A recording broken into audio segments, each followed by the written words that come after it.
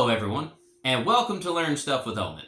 I am Onen Wintercrow, and today we're going to be talking a little bit about the Finnish language.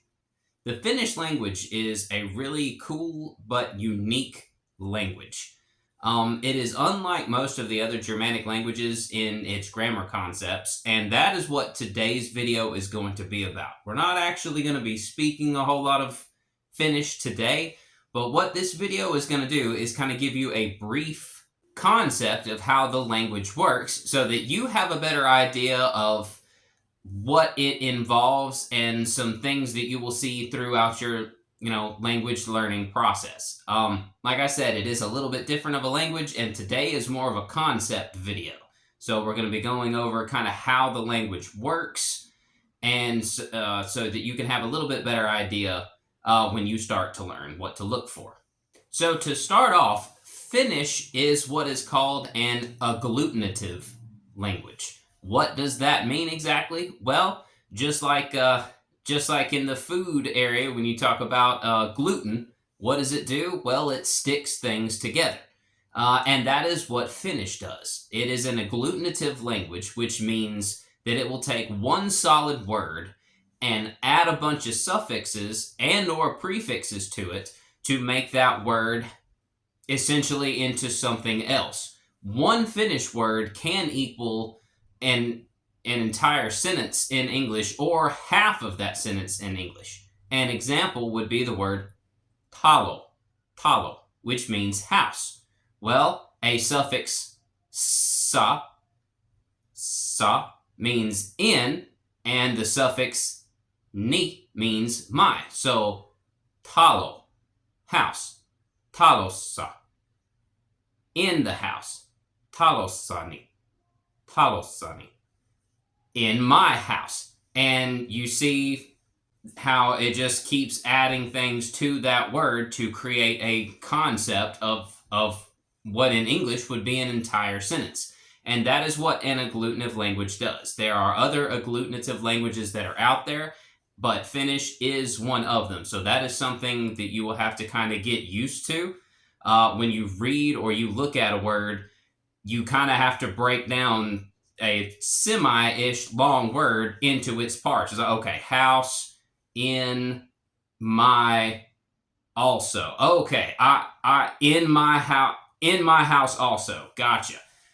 So that is something that is kind of unique to Finnish as opposed to a lot of the other Germanic languages and such that you kind of have to get used to.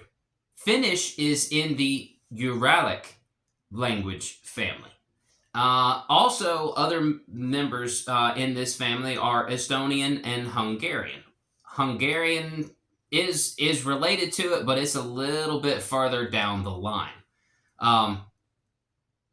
So completely different than a lot of the Indo-European languages as far as its grammar and its structure and kind of how it works. But for any of those that have studied a little bit of Estonian or Hungarian, some of the principles of Finnish you will already have a little bit of familiarity with. One thing that makes Finnish kind of unique is that it is a genderless language, which means the words, unlike just about all of your Slavic languages, most of your Germanic languages, etc., Finnish does not place a gender on any of their words. So a car is neither feminine or masculine or neuter. It just is. So it is very similar to English in this particular area, since English also is a genderless language. We don't assign a gender to any of the words that we have. A wall is a wall. It's just the wall. It's not masculine or feminine or neuter. Finnish is also this way, except Finnish takes it even a step further. At least in English, we do have pronouns for he and she. This is not the case in Finnish. The same word is used for he and she, and the two possible words for that is hän, or se. Hän being the more formal and Se being the more colloquial version of he or she. Se is also used for it. So context is going to be your friend whenever you are trying to listen to what somebody is talking about, as to whether they are talking about her, she, he, or him. So that is something that takes a little bit of getting used to as far as Finnish goes, as far as like the pronouns. As far as the words not having any genders inherently in and of themselves, that is something you will already be used to. Another unique thing about learning Finnish that you will find is that there is no future tense. They have a past tense and they have a present tense, but there's no future tense. So when talking about the future, context is also going to give you a big clue as to whether they are talking about something happening now or something that will be happening in the future. Such as like, I go. Well, I go to the store, or I am going to the store. Okay, well, that kind of shows you're doing it now. I am going to the store next week. Okay, he's talking about something in the future.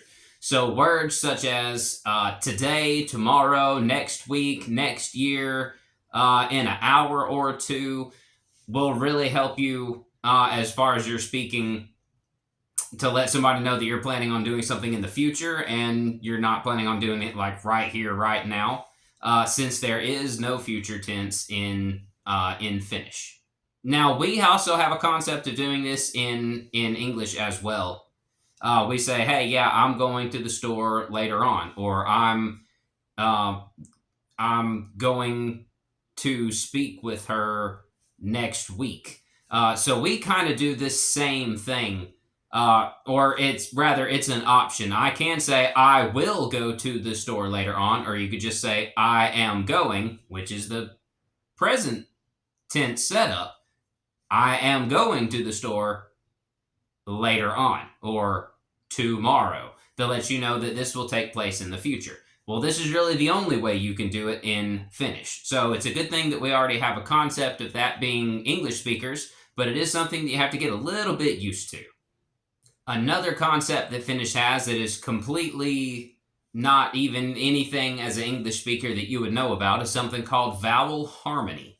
And this means that certain vowels, that's A, E, I, O, U, and sometimes Y, certain vowels can only be used with other certain vowels of the same type. So in Finnish, you have what looks like regular vowels to us, and then you have vowels that have the two little dots above them. In German, these are called umlauts. I don't know what they're called in Finnish, so I just call them umlauts. But yeah, so if you have a word that has like an umlaut A in it, you cannot use a regular A anywhere else in that word because of vowel harmony. The vowels have to match the other set of vowels. And I will be doing a video on vowel harmony in the future.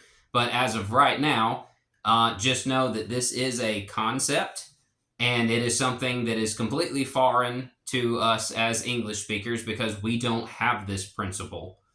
But it is something to keep in mind, and it is something to kind of learn how to work with. But I will, like I said, I will do another video that has charts and, some pictures and stuff on there to kind of get you in the idea of what vowel harmony is and how you can use it.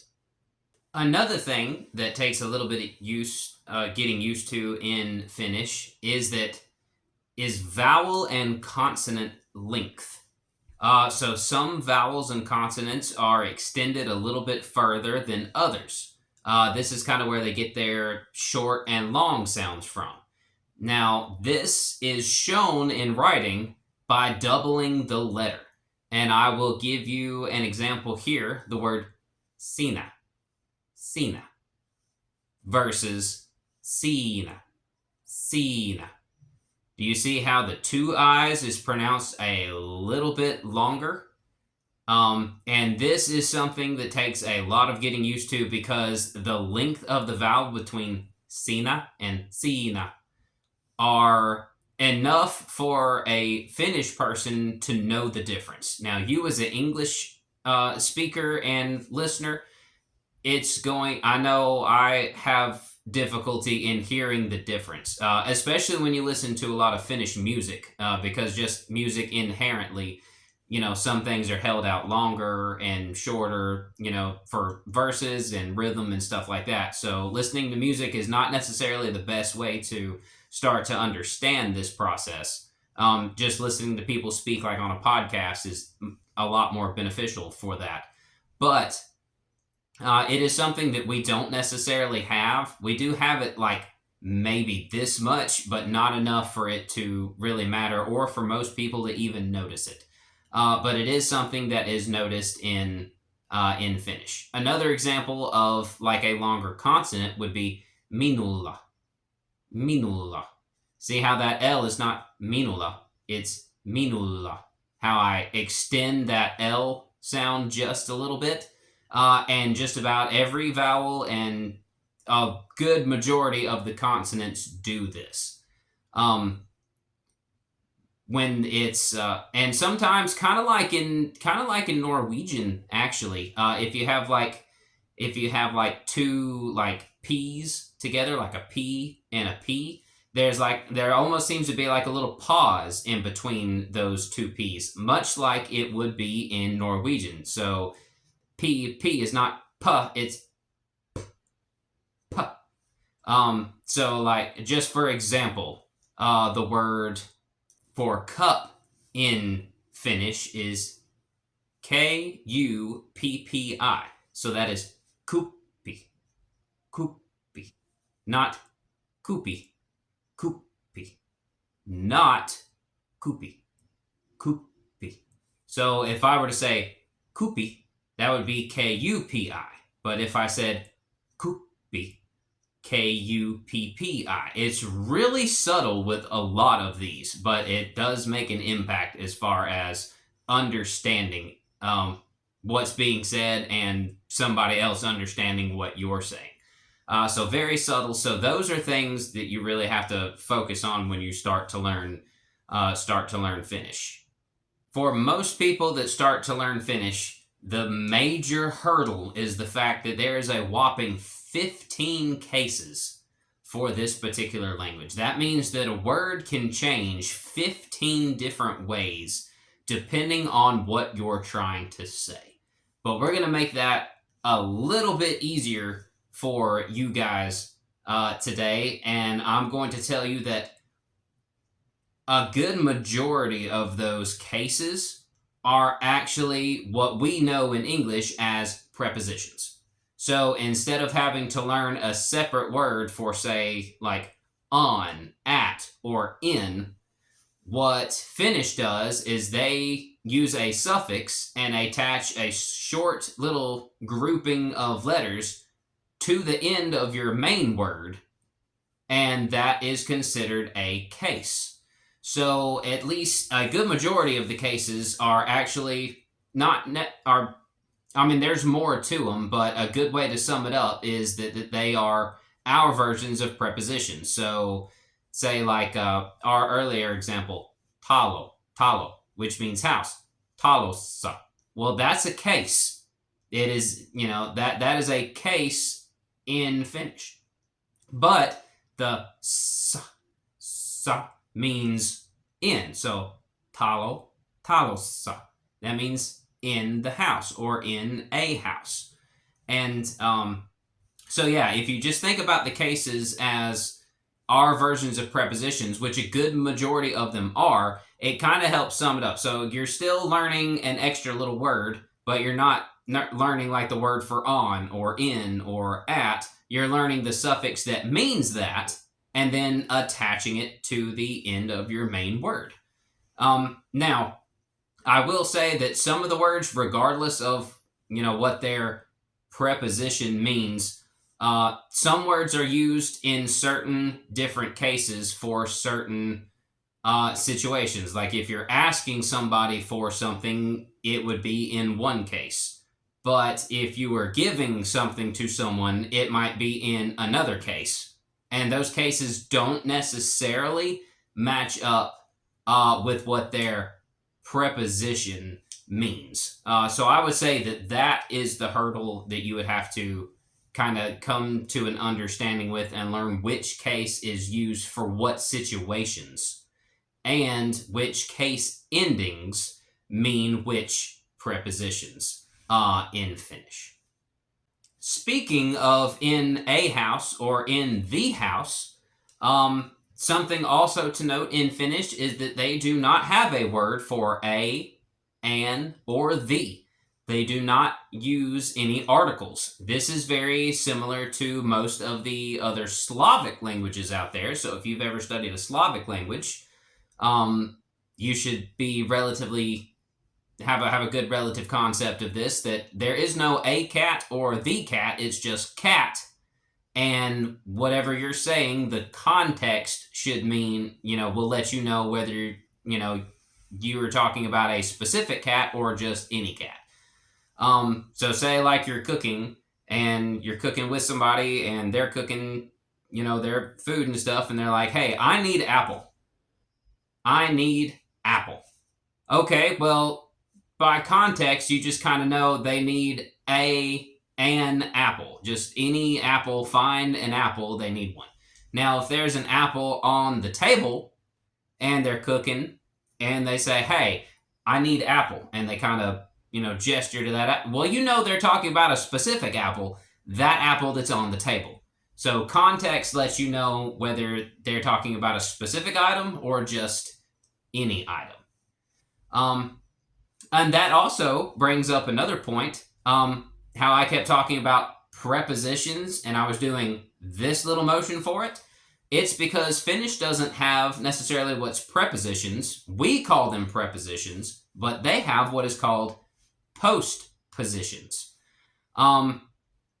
So let's look at our word preposition. If we break that word down, it's a preposition.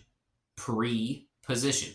That means that our words like on, in, at, or with come before the word that they modify. It's with me, or it's in the house. It comes before the word that it's actually talking about. This is the exact opposite in Finnish. Finnish uses what is called postpositions, which means in, at, on, or with. And there's a whole list of others, but we will get into that in another video. They all come after the word they modify. And we can use our example word, talossa, as a great example. It's the house, in. Talo, the house, sa, in. So it comes after the word that it modifies. In this instance, it is a suffix, which means that it is attached to the word itself. But there is a good host of other postpositions that just stand alone. They don't attach to the word itself. But they always come after the word that they modify. So that is something else that you have to kind of get used to.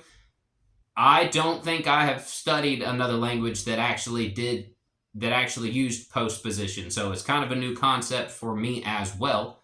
Through the Germanic languages, the Slavic languages, other languages, they all come before the word, except in Finnish. So it is a concept that I've had to get used to myself. But the more you practice, the more it'll start to stick in your mind. And the last concept that I want to talk about as far as the Finnish language goes is the fact that there is a formal written version that you can also speak it that way, but there is a more colloquial, everyday, kind of streetwise use that is used in everyday speech, and it is drastically, in some ways, drastically different than what is considered formal written Finnish. An example would be minä tulen, which means I come. Well, if I was just in everyday speaking conversation with somebody, it would be mä tuun. So completely dead letters are taken out. Some things are extended to make, to be made longer. And this is something that that you really have to, most of your books and stuff that you'll find on teaching you Finnish is going to teach you the written, formal, proper way of saying things. Now, you can say it these ways, but when someone replies back to you, they're probably going to reply back in everyday speech, and if you're not at least familiar with it, you're going to have no idea what they're saying.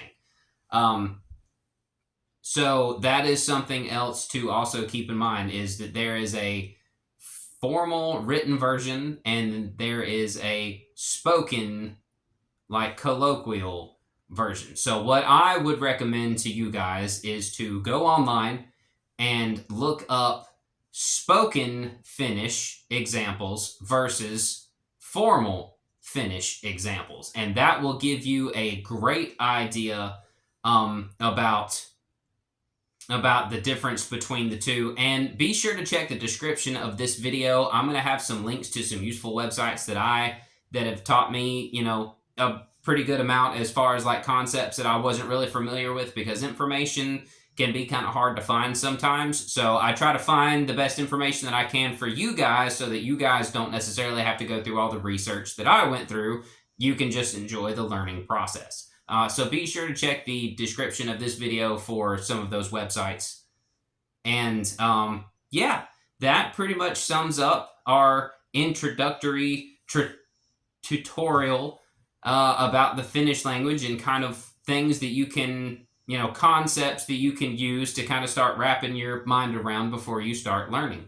I hope that you liked this video. If you did, hit the like button.